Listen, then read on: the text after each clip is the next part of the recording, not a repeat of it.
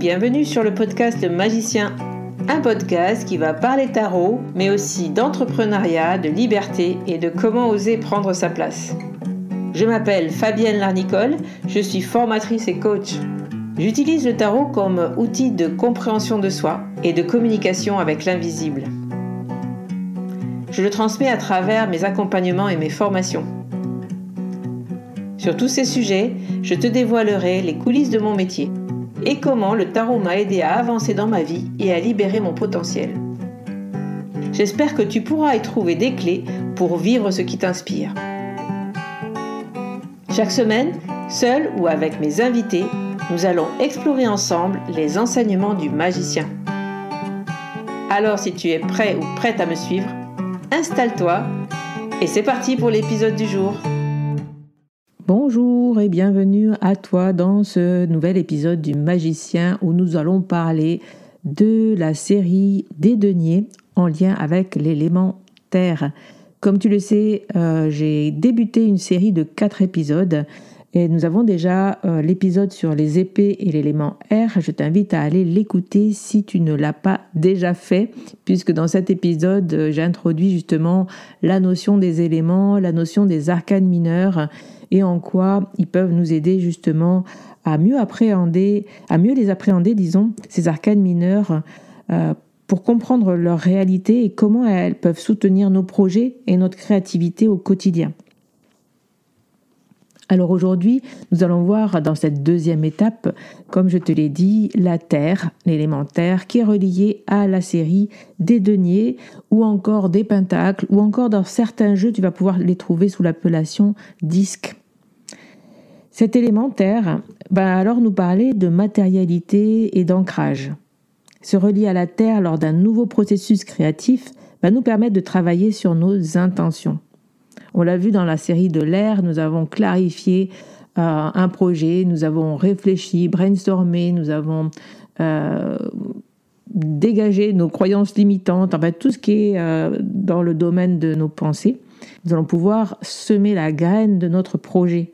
Et cette graine, elle va partir de nos intentions, de ce que l'on va pouvoir y mettre concrètement. Nous allons donc planter cette première graine du projet et l'ancrer dans notre réalité. À la suite de la série des épées, qui nous aura permis de clarifier notre projet, nous pouvons passer à l'étape de la concrétisation. Dans la série des deniers, nous allons explorer toutes les facettes de la création. Je trouve que c'est une série assez simple à comprendre et à transmettre car elle est très concrète. Je ne sais pas si tu le sais, mais j'ai une formation tarot que je donne depuis 3 ans maintenant. Et c'est vrai que c'est une série, quand j'arrive à l'explication des deniers, je trouve que c'est une des séries les plus simples à partager, à faire comprendre. Pourquoi ? Eh bien parce qu'elle est vraiment en lien en fait avec les choses concrètes, en lien avec ce que nous construisons au quotidien. Elle va nous parler justement de ce que l'on bâtit, de nos projets, de notre créativité, de l'argent. Elle va nous parler aussi de notre relation au corps. Bref, tout ce qui est vraiment du domaine du travail, beaucoup. Donc tout ce qui est vraiment dans ce que l'on fait concrètement tous les jours sur Terre, justement. Nous allons y retrouver la graine du nouveau projet, quand on tire par exemple la carte de l'As. Puis la co-création, avec la carte du 3 de denier.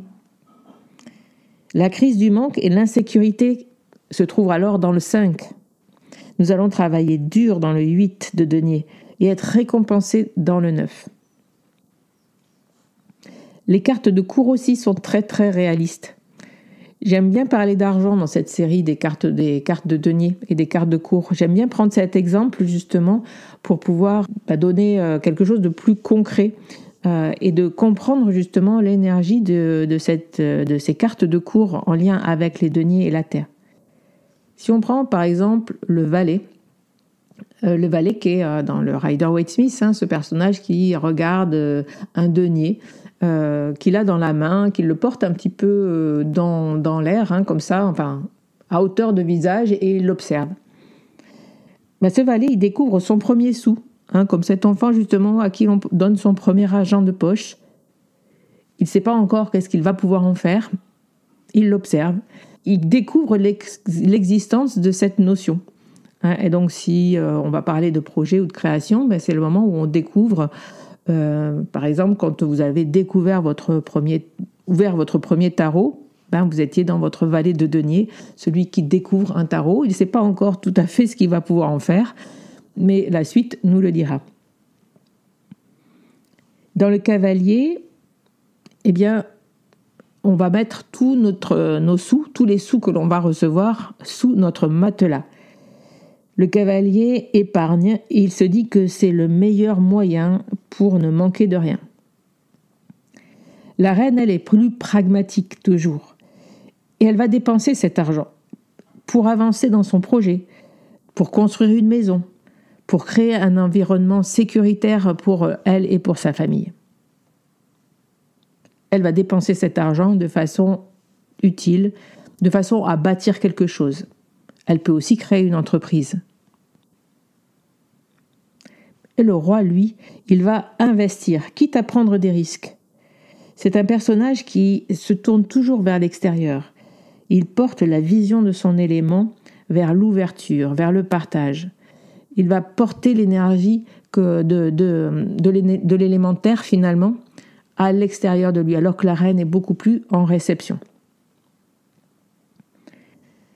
Finalement, je vais terminer les exemples de cette série avec le fameux 2 de denier, qui, dès le départ, nous prévient que rien n'est linéaire. Il faudra apprendre la souplesse dans cette série où tout semble tracé. Dès le départ, le 2 nous dit « Attention, tu vas peut-être devoir jongler. Rien n'est linéaire, rien n'est stable, rien n'est tracé. Il y a toujours un côté mouvant dans la vie, même dans cet élémentaire qui semble tellement ancré, tellement stable. » Et si on y réfléchit bien, la Terre est un élément stable, oui, ok, si tant est qu'on en prend soin. Semer des graines, poser des intentions et ancrer vos projets dans la réalité, oui. Mais pensez à en prendre soin. N'oubliez pas la patience du 7 et le partage du 6. Avec tous ces éléments et avec toutes ces arcanes mineures, vous arriverez à porter votre projet plus loin, plus haut, et à rentrer dans votre roi de denier. Dans l'élément des épées, je vous avais posé quelques questions en fin d'épisode, justement, pour pouvoir clarifier votre projet. Et aujourd'hui, dans la série des deniers, je vous propose aussi une série de questions. Et comme vous le comprenez, ce n'est pas un tirage, mais vous pouvez vous aider du tarot, bien sûr, ou de votre carte oracle préférée, pour vous aider justement à réfléchir sur ces questions. On va donc travailler sur l'intention. Une fois qu'on a clarifié notre projet, on va poser l'intention avant de passer à l'action. Alors, première question. Notez l'intention que vous voulez mettre dans votre projet. La phrase est au présent et à l'affirmatif. Par exemple, si je pose l'intention d'avoir prochainement de bâtir mon habitation, ma maison, l'intention pourrait être: je bâtis ma prochaine maison. Elle est un lieu tranquille, calme, dans lequel j'accueille mes amis et ma famille, et dans lequel je peux me retrouver et me reposer, et aussi travailler. Ça, c'est une intention au présent et à l'affirmatif. Dans la deuxième étape, notez les mots-clés que porte cette intention. Par exemple, là, dans l'exemple que je vous ai donné, je pourrais retenir les mots-clés tranquillité, amitié, famille, sécurité. Ces mots-clés, il est important de comprendre pourquoi dans mon intention je les ai notés, pourquoi j'ai pensé à ça, qu'est-ce qui est important pour moi, quels sont les rapports, quel est le rapport avec mes besoins justement par rapport à cette maison. Cette intention vous aidera à créer vraiment la maison que vous souhaitez, à réfléchir à ce que vous voulez vraiment y mettre.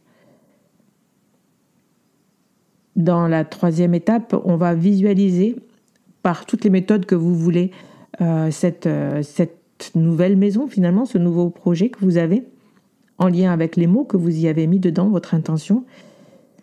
Pour cela, vous pouvez utiliser la méditation, l'olfaction aussi, en respirant quelques huiles essentielles. Alors les huiles essentielles qui sont reliées à l'élément terre, vous allez pouvoir trouver l'huile essentielle de vétiver, l'huile essentielle de carotte sauvage. Ce sont des huiles qui vont vous aider à ancrer quelque chose. Notamment l'huile essentielle de vétiver vous amène directement, vous rebranche directement à la terre. Ensuite, vous allez pouvoir créer aussi un vision board ou un tableau de vision, disons. Un tableau de vision en collant, en dessinant, en écrivant. Tout ce qui a trait avec votre projet. Pour ça, l'application Pinterest, par exemple, a bien compris ce qui était important dans la visualisation. Puisque quand on crée un projet sur Pinterest, on peut aller chercher plein d'images en lien avec ce qui nous inspire pour créer. Et ensuite, la 4e étape, finalement, par quoi vous pourriez commencer ? Le premier pas que je fais pour aller vers la manifestation de mon intention, parce qu'une intention ne doit pas rester justement dans la série des épées et dans l'air. Une fois que vous l'avez clarifié, vous allez devoir vraiment rentrer dans la matière avec cette série des deniers en semant votre première graine, votre première étape, disons, dans la construction de votre projet. Voilà. J'espère que cet épisode vous aura plu, vous aura aidé à pouvoir comprendre un petit peu mieux cette série des deniers, même si, encore une fois, je trouve qu'elle est assez simple en compréhension par rapport à la série des épées qui est beaucoup plus complexe. Et on le verra, la série des coupes la semaine prochaine, qui est aussi complexe puisqu'elle parle de quelque chose de moins tangible, qui est nos émotions, nos sentiments. Mais c'est toujours important de se pencher sur cette série des deniers qui est hyper importante dans la construction justement du projet. Et en parlant de projet, moi mon projet pour cet été, un de mes projets pour cet été, c'est de faire la refonte complète de la formation tarot que je fais du coup depuis 3 ans sous forme de vidéos préenregistrées, mais aussi en live, avec des ateliers, des lives de pratique pour amener mes élèves justement à l'autonomie. Avec cette formation, c'est vraiment mon but, vous amener à être autonome avec vos cartes et pouvoir faire vos tirages, construire vos tirages, être en confiance avec vos cartes, pouvoir faire des tirages à autrui et pourquoi pas professionnaliser ou intégrer le tarot dans votre entreprise.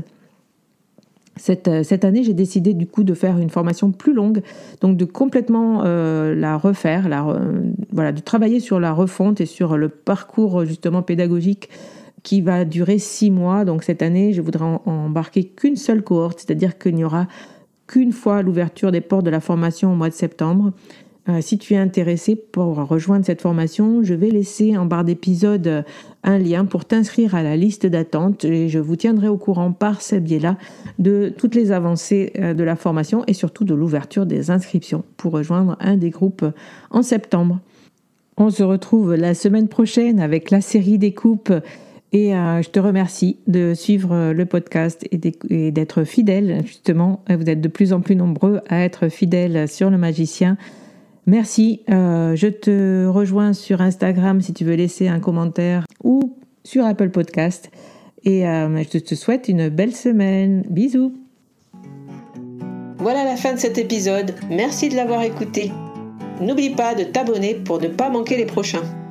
Soutiens le magicien en laissant un avis ou un commentaire sur ta plateforme préférée, Spotify ou Apple Podcast. De mon côté, il me reste à te souhaiter une excellente suite de l'aventure. Où que tu sois, on se retrouve très vite pour un prochain épisode. Bye bye!